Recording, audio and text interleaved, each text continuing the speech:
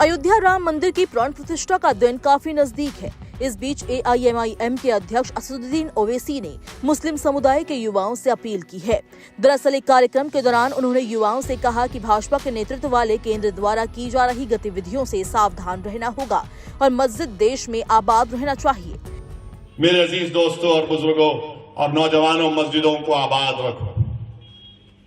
नौजवानों, तुमसे मैं कह रहा हूं, हमारी मस्जिद हमने खो दी और वहां पर क्या किया जा रहा है आप देख रहे हैं।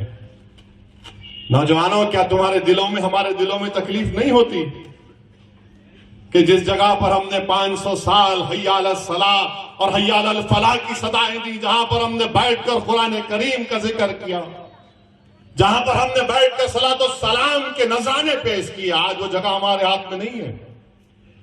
नौजवानों, क्या तुमको नहीं दिख रहा कि अभी ऐसे 3-4 मसाजिद हैं जिसमें दिल्ली की सुनेरी वाली मस्जिद भी है। मेरे अजीज दोस्तों, याद रखो नौजवानों, ये जो ताकतें हैं ना तुम्हारे दिल से, जब इत्तेहाद को निकालना चाहते हैं, क्यों निकालना चाहते हैं? मिली गीरत को खत्म कर दिया जाए, मिली हमियत को खत्म कर दिया जाए। बरसों की मेहनतों के बाद आज हमारा एक मुकाम हमने पैदा किया, तो ये आपको इन चीजों पर गौर करना, अपनी मिली हमियत को, मिली अपनी ताकत को बरकरार रखिए। नौजवानों, मस्जिदों को आबाद रखो। कहीं ऐसा ना हो कि मस्जिदें हमसे छीन ली जाए।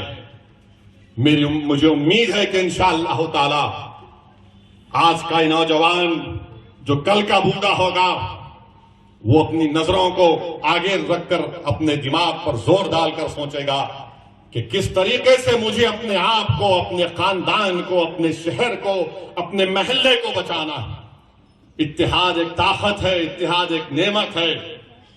निफाक और इंतशार मौत है, याद रखो मेरी इस बात को। बाबरी मस्जिद को लेकर असदुद्दीन ओवैसी ने कहा कि जिस जगह पर पिछले 500 सालों से पवित्र कुरान पढ़ी जा रही थी, वो जगह अब उनके हाथ में नहीं है। इस बीच बीजेपी नेता अमित मालविया ने इस बयान को लेकर असदुद्दीन ओवैसी पर हमला बोला। उन्होंने कहा, हैदराबाद के सांसद वही कह रहे हैं जिसमें वो बेस्ट हैं, जो राम मंदिर की प्राण प्रतिष्ठा को सांप्रदायिक रंग देना है।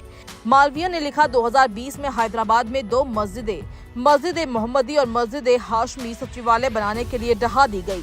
ओवैसी इस शहर से लोकसभा के सदस्य हैं और उन्होंने इस पर कुछ नहीं कहा। आखिर तब मस्जिदों की याद नहीं आई। इसके साथ ही राम जन्मभूमि के मुख्य पुजारी आचार्य सत्येंद्र दास ने इसमें प्रतिक्रिया दी। अब मुगलों का शासन नहीं है और कि अब इसमें किसी प्रकार की क्षत पहुंचा सकते हैं। जो क्षत पहुंचाया जाएगा वो सीधे जाएगा कब्रिस्तान में। इसलिए ऐसा सोचना भी गलत है।